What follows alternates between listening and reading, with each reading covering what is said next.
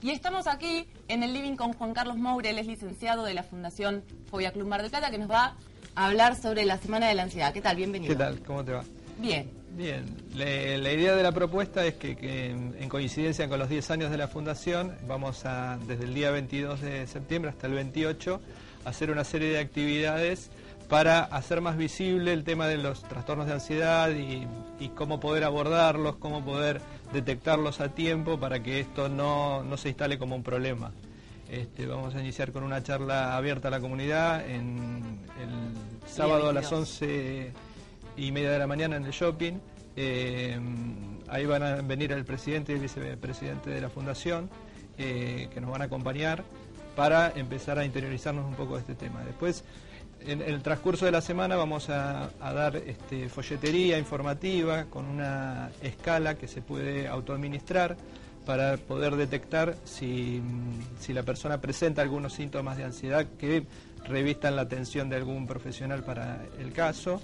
Y después charlas dirigidas tanto a los estudiantes de psicología, a profesionales en el Colegio de Psicólogos, y también en la biblioteca vamos a hacer una recopilación de algunos videos o de aspectos del cine que hicieron hincapié en este tipo de patologías como una manera diferente de abordarlo, ¿no? Es decir, por ahí claro, es un poco más llevadero. Muy bien. Vos estuviste acá en el verano cuando nosotros hablábamos sobre los trastornos obsesivos compulsivos, nos ayudaste un poco a entender qué eran. Sí.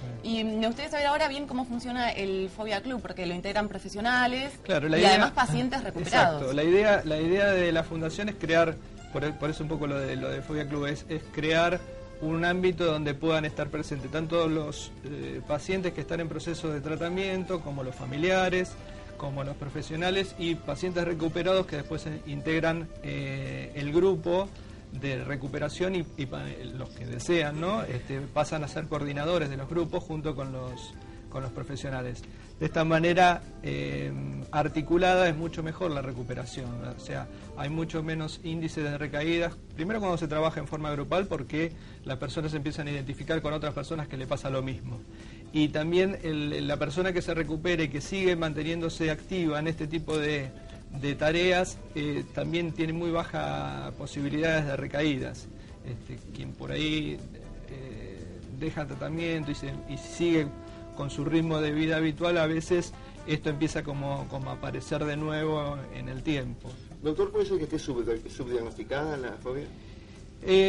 Lo que hay es por ahí mucha información, se vuelca demasiada información y en algunos casos puntuales no están correctamente tratados. Es decir, claro, por ahí se hace una consulta al médico, el médico observa de que hay síntomas de ansiedad y a veces receta una benzodiazepina, un ansiolítico como manera de mitigar los síntomas físicos que son reales y que están, pero diríamos que ese es un primer acercamiento al tratamiento realmente. ¿Y hay alguna suerte de información epidemiológica que permita saber cómo se ha incrementado el tema de la fobia en el impacto en la sociedad? En realidad lo que por ahí se ha aumentado es las consultas, a partir de haberse mejorado mucho los niveles de transmisión a través de la información. Claro. Esto, al hacerlo mucho más visible, hace que la persona se identifique con mayor rapidez y pueda acercarse a tratamiento. Yo recuerdo que hace 10 o 15, 12 años atrás, cuando empezamos a trabajar, en general venían personas que hacía 7, 8 años que lo padecían y claro, ahora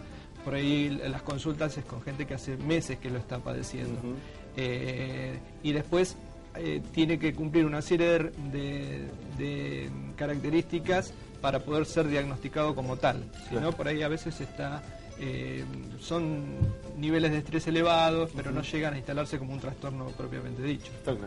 Claro, lo que por ahí es difícil uno en casa pensar cuando lo que a mí me parece que por ahí es una fobia o que es, bueno, no sé, le tengo miedo a las arañas, le tengo miedo a salir, o me da miedo estar acá en un programa en vivo, o lo que sea, cuando eso realmente se convierte en una fobia y cómo hacemos para determinarlo. Claro, sobre todo cuando hay un cambio en el comportamiento de la persona y la persona deja de hacer actividades que habitualmente hacía a partir de que se instala el problema. Por ejemplo, lo que habitualmente ocurre que, por ejemplo, frente a una crisis de pánico, donde la persona empieza a tener taquicardia, sudoración, mareo, sensación de estabilidad, que tiene una fuerte sensación en un lapso de 10 minutos, que aparece con mucha intensidad en un lugar donde no esperaban que le ocurriera, la persona a partir de eso deja de concurrir a ese lugar donde primeramente le pasó, empieza a dejar de hacer actividades que habitualmente estaban ligadas a lo cotidiano, empieza a necesitar salir acompañada, ya ahí empieza a haber todo un cambio de comportamiento. Entonces ahí estamos hablando de que ya el trastorno se empieza a instalar como tal y ahí hay que abordarlo, ¿no? Es decir, siempre es mucho más visible un problema, por ejemplo, de una fobia específica, como vos mencionabas, que si no incide en su vida habitual no tiene consecuencias, pero si de repente una persona que le tiene fobia a los ascensores tiene por necesidad tener que empezar o se muda a una casa donde lo hay, o tiene que ir a trabajar a un lugar donde lo hay, esto va a ser mucho más visible el problema, ¿no? Entonces ahí por ahí diríamos va a estar mucho más motivada a resolverlo que en otro momento en el cual ahí pasa más desapercibido. ¿Hay alguna cuestión de género o de edad, alguna franja etaria en particular, alguna cuestión de género en particular? Generalmente por las estadísticas la proporción es de 3-1 en mujeres con respecto a los hombres.